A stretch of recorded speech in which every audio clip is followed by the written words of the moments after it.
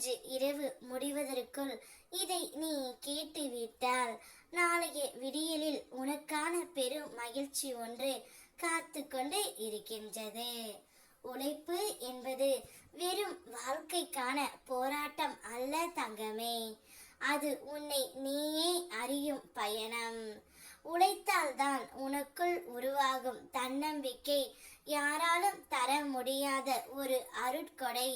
உறுதியோடும் உண்மையோடும் நீ எடுத்த ஒவ்வொரு அடியும் இன்று தெரியாமல் இருந்தாலும் நாளை உன்னை உயர்வின் உச்சிக்கு கொண்டு செல்லும்.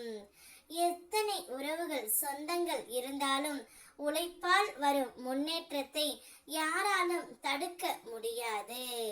தடைகள் வந்தாலும் கலங்காதே, ஏனெனில் உழைப்பின் வியர்வைத்தான் உன் வெற்றியின் வாசனை. நீ தொடர்ந்து உழைத்து கொண்டே இரு தங்கமே, உன் உழைப்புதான் உன் விதியை எழுதும் என் அருளின் கரம். நீ முயற்சி செய்தால் பலனை நான் அளிப்பேன். உனக்குள் நிகழும் மாற்றம் யாரும் காணாத ஒரு உண்மை வளர்ச்சிதான். அது வெளியில் காட்ட வேண்டியது அல்ல, உன் உள்ளம் அமைதி அடையும் ஒரு வழி. பிறர் புரியாததற்காக மனம் வருந்தாதே, அந்த மாற்றம் உன்னையே புதியவராக உருவாக்கும் ஒரு அருள் நேரம். நீ மாறிக்கொண்டிருக்கும் அதே நிலையில்தான் உன்னுடைய வாழ்வின் திசை மாறுகின்றது. அமைதியாக இரு, அவசரப்படாதே பிள்ளையே. அந்த நாளில் நீ திருச்செந்தூரில் என்னை வணங்கிய போது உன் இதயத்தில் பிறந்த அந்த நம்பிக்கையிலேயே நான் என் அருளை வேரூன்ற வைத்தேன். அன்றே உன்னை நான் எனது கரங்களில் ஏற்றுக்கொண்டேன். உன்னுடைய வாழ்வை புதிய ஒளியாக மாற்றும் சக்தி உனக்குள் விட்டு சென்றேன். நிச்சயம் நீ எதை கேட்டாலும் நான் கொடுப்பேன்.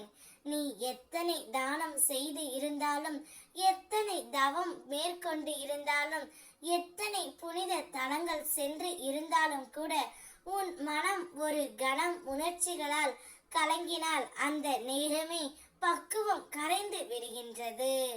பாலை நன்றாக காய்ச்சி பதமாக்கி எடுத்து வரும்போது ஒரு துளி எலுமிச்சை விழுந்தால் அதுபோல உன் முயற்சிகளும் ஒரு கன நொடியில் சிதறிவிடும். இந்த கன நேர உணர்ச்சிகள் தான் மனிதனை ஆட்டுவிக்கின்றன. பக்தியின் பக்குவம் என்பது அவற்றில் விழாமல் விழுந்தாலும் மீண்டும் எழுந்து நிற்கும் வலிமையை பெறுவதில் தான் இருக்கின்றது.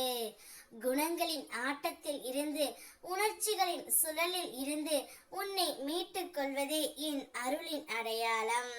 ஓம் முருகா.